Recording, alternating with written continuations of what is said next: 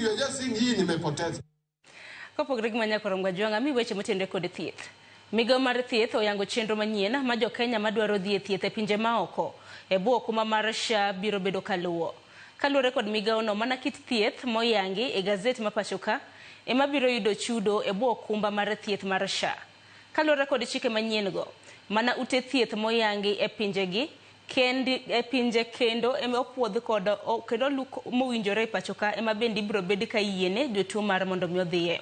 Ute thieth makamago bende nyaka bed kod tudruok koda ute thieth e pachoka mabiro nyalo luwo chal mar jotuo koseduogo e pachokae. Moko kuom thieth ma ng'ato nyalo dhi yudo oko oting'o yudo chuny manyien, yudo ondhudho manyien, nyithindo madwaro nyarogno manyien e kinde thieth mamoko.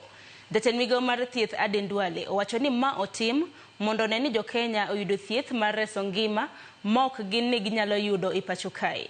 Gie sani SHA chulo omenda mok kal Sh500,000 ni thieth e pinje maoko.